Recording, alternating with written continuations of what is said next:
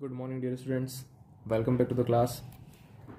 I hope you went through the previously uploaded video and you understood it very well. So today we are going to continue with that. We were talking about the different resources gifted by nature like water, land, etc. So far we have talked about the land resource and we'll continue with that. So the next topic is land utilization in India. How we utilize our land in India. So in India, total geographical area is 330 million hectares. 1 million is equals to 10 lakh. Okay, so total 330 million hectares land is available in India. But the figures about the land use are available only for 305 million hectares. That means जिसका हम utilisation करते हैं, जिसको हम use करते हैं, उसका जो डेटा मिला है वो सिर्फ 305 यानी कि 305 मिलियन हेक्टेयर्स का ही मिला है. So what percent of area is sown, यानी कि टोटल कितने पर खेती होती है. सो 46% एरिया पर हम खेती करते हैं. Then some areas are there which are sown more than once, like जहाँ पर रिपीटेड हम खेती करते हैं continuously. It is 15% of total and 31% of net sown area. So total sown area है उसका 31% है. उसका हम 15% एक ऐसा एरिया है जिसको हम रिपीटेडली यूज करते हैं, यानी कि एक बार से ज़्यादा हम वहाँ पर खेती कर चुके हैं. सो दैट इज 15%. एंड अगर हम टोटल सोन एरिया की बात करें जहाँ पर एक बार भी खेती हुई है तो उसको हम नेट सोन एरिया बोलते हैं, उसका 31% एरिया है. Understood. Then forest area is 22.5%, जहाँ पर फॉरेस्ट लगा होता है. परमानेंट पेस्चर्स एक्सेट्रा 4% एरियाज पर, जहाँ पर हमने परमानेंटली किस टाइप का कंस्ट्रक्शन किया हुआ है. Then tree crops and fallow land that is 7%.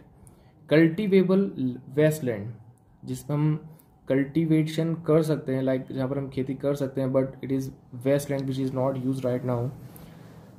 It is 6.5% and not available for cultivation is 14%, यानी कि ऐसा लैंड है जहाँ पर हम कल्टिवेशन नहीं कर सकते. So that is 14%. Now India is a very large country with large population which is more than 125 crores. So land is needed to produce food crops for human beings and also for raw materials. So industries के लिए raw materials यानी कि कच्चा माल भी चाहिए होता है. So that's why we need more land. ज़्यादा लैंड चाहिए क्योंकि पॉपुलेशन ज़्यादा है, तो ज़्यादा needs and for fulfilling those needs we need कच्चा माल, that is the raw material. And now all types of land cannot be cultivated. The cultivation of land depends upon. सो ऐसा नहीं है कि जितनी भी हमारे पास टोटल जगह है लाइक 330 मिलियन हेक्टेयर्स, इसको हम पूरे पर खेती कर दें. It is not possible because it depends upon some important facts, that is the fertility of soil. कहीं पर फर्टिलिटी ज़्यादा है, कहीं पर फर्टिलिटी कम है, यानी कि कहीं पर खेती हो सकती है, कहीं पर बहुत कम हो सकती है और कहीं पर बिल्कुल नहीं हो सकती. So it depends upon fertility. Then the relief features of land, like अगर वो माउंटेनियस एरिया है, अगर वो हिली एरिया है, या हम बात करें कोई वैली वाला एरिया है या निचला एरिया है, सो वहाँ पर अलग अलग जोग्राफिकल कंडीशंस के कारण हर जगह पर खेती नहीं हो सकती. Then the availability of water. Some areas are they receive scanty rainfall and in some areas often flood occurs. So कुछ एरियाज में ज़्यादा पानी, किसी में कम पानी है. So it also depends upon water. Then the need of people, जो लोकल पीपल की नीड होगी उसी के अनुसार वो वहाँ पर खेती या प्रोड्यूस करेंगे. सो that is also an important aspect. Now the total land resources in our country is fixed. You know that population is increasing but our country's land resources is limited. It is fixed. जितनी population बढ़ रही है उतना हमारा resource नहीं बढ़ रहा है. इनफैक्ट ये धीरे धीरे खत्म होता जा रहा है. So the demand is increasing.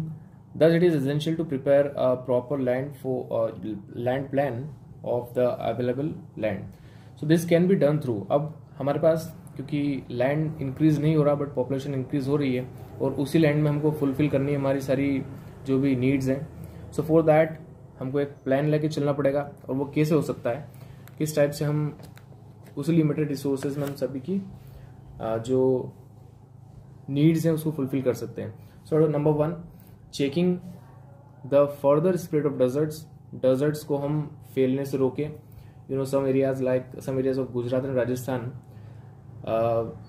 Are converted into deserts and वो धीरे धीरे इंक्रीज हो रहा है एरिया, सो उसको रोकें. And second, adopting scientific techniques. Yes, it is very essential. Scientific techniques adopt करने से ये होगा कि कम एरिया पर भी हम ज़्यादा प्रोडक्शन ले पाएंगे ताकि ज़्यादा से ज़्यादा लोगों को उसका बेनिफिट मिल पाए. Then conserving soil and forest. Soil को भी हम बचा के रखें, फॉरेस्ट को भी बचा के रखें.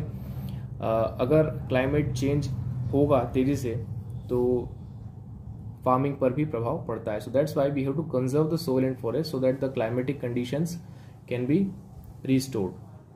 देन प्रोवाइडिंग इरिगेशन फैसिलिटीज बढ़ानी पड़ेगी. जहाँ पर पानी कम होता है वहाँ पर नहर या दूसरे पाइप्स अन्य माध्यम से हमको वहाँ पर पानी पहुँचाना होगा, so that we can utilise those lands also where there is scanty rainfall. Understood. Then fifth point, increasing the use of manures and chemical fertilisers. Manures and chemical fertilisers को हमको थोड़ा सा उसका यूज़ बढ़ाना पड़ेगा एंड उसकी quality बढ़ानी पड़ेगी ताकि कम लैंड पर हम ज़्यादा प्रोडक्शन ले पाएँ, चाहे वो कोई सा भी अनाज या वेजिटेबल हो. So by going through this 5 points you can understand कि हम लिमिटेड रिसोर्सेज में कैसे ज़्यादा से ज़्यादा आउटकम ले सकते हैं. And the next is soil resources. Now apart from land and water there is another resource which is soil resource, मिट्टी. यस, जिसको हम बहुत सस्ती चीज़ समझते हैं, वो अमूल्य चीज़ है. So that's why it is resource, क्योंकि वो हमारे प्रयोग में आती है. I already said in the last class that whatever fulfils our demand, या जो हमारी ज़रूरतें पूरी करे वो हमारे लिए एक रिसोर्स है. सो सॉइल फॉर्मेशन कैसे होता है? It is by the breaking down of rocks and different materials by different actions, by different natural actions like weathering by wind, rain and frost.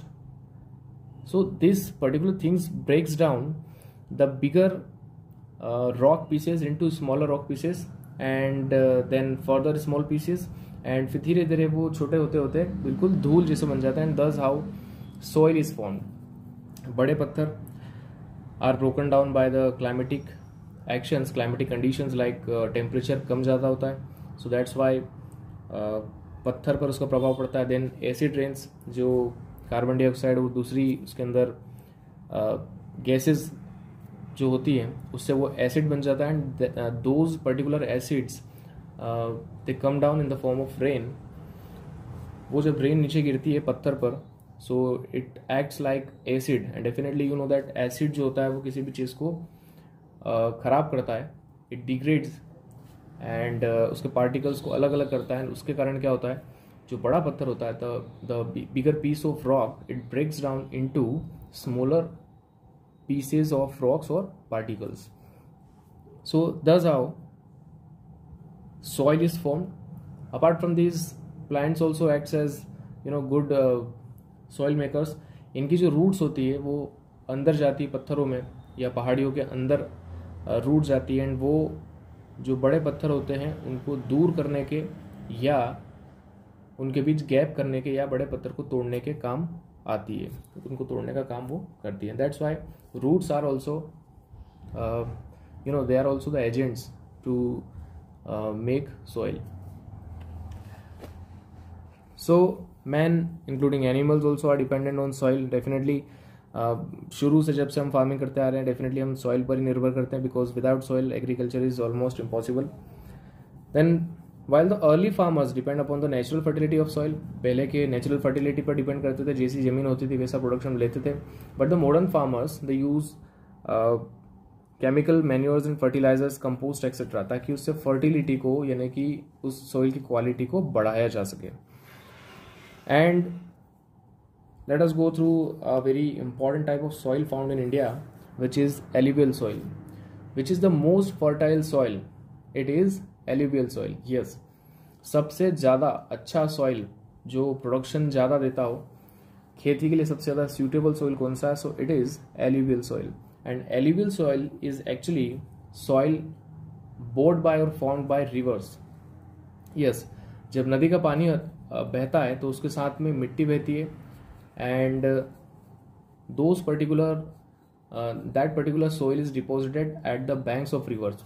तो जब पानी उसके अंदर ज़्यादा होता है तो उसके साथ मिट्टी होती है, एंड जब उसका पानी थोड़ा सा कम हो जाता है तो वो मिट्टी किनारों पर जम जाती है, and thus a new and very important type of soil is formed, which is known as alluvial soil, and it is the most fertile soil. So about 40% of land area in India is made up of alluvial soils. The plains of Gujarat and the deltas rivers of Mahanadi, Godavari, Krishna and Kaveri are also made up of alluvial soils. So it is actually a mixture of sand, silt and clay. So मिट्टी, बालू और गाद जिसको हम बोलते हैं, जो पानी के नीचे मिट्टी तो उसको गाद बोला जाता है, इन सब का मिक्सचर जो होता है, it is alluvial soil. So the proportion and grain size varies over the different regions. तो ग्रेन का साइज या इसके अंदर सैंड का, सिल्ट का और क्ले का अलग अलग प्रोपोर्शन होता है. किसी में सैंड ज़्यादा होती है, किसी में सिल्ट ज़्यादा होता है, किसी में क्ले ज़्यादा होता है. एंड द ग्रेन साइज, उसके जो पार्टिकल्स है उसका साइज भी अलग अलग एरियाज में अलग अलग होता है. So near the foot of mountains and hill soils particles are larger, because definitely कहीं ना कहीं पहाड़ से ही निकल करके सारे पार्टिकल्स आते हैं. तो पहाड़ के पास में जितना होगा उतने बड़े पार्टिकल्स होंगे, जितना उससे दूर जाएगा उस पर ज़्यादा एक्शन हो चुकी होगी विंड, वाटर, टेम्परेचर, प्रेशर, इन सभी चीज़ों की. तो वो जितना पहाड़ से दूर चला जाएगा उतना बारीक पार्टिकल हो जाएगा. So some alluvial soil contains granules within them. उसके अंदर कुछ ग्रेन्यूल्स भी होते हैं. ग्रेन्यूल्स यानी कि बहुत बारीक कंकर जिसको हम बोल सकते हैं. So this soils are refer to as old alluvial और खादर सॉइल. इसी को ओल्ड एल्यूवियल या खादर सॉइल भी बोला जाता है. And this is more fertile. Most alluvial soils needs to be enriched with nitrogen bearing chemical fertilizers produced from alluvial soil. Plains feeds nearly half of the country's population. तो जो country की population है उसका 50% से ज़्यादा population को alluvial soil ही feed करता है. उसी की खेती पर 50% से ज़्यादा हमारी पॉपुलेशन निर्भर करती है. And at some places there are large tracts of plains where the soil is alkaline. तो ज़्यादातर एरियाज में या बहुत ज़्यादा एरिया में एल्कलाइन सॉइल होता है. एल्कलाइन सॉइल के कारण वहाँ पर हम क्रॉपिंग या जिसको बोलते हैं फार्मिंग ठीक से नहीं कर पाते. And it is also seen that ज़्यादातर एरिया जहाँ पर एल्कलाइन सॉइल है वहाँ पर स्केंटी रेनफॉल होती है, which is another reason for poor farming. Understood. तो जहाँ पर एल्कलाइन सॉइल होता है वहाँ पर बारिश कम होती है, तो वो भी एक रीज़न है जिसके कारण से खेती वहाँ पर ठीक से नहीं हो पाती. So this two topics, land utilisation in India and soil resources, this two topics we have covered today, and in the next class we will go through the layers of soil. Thank you.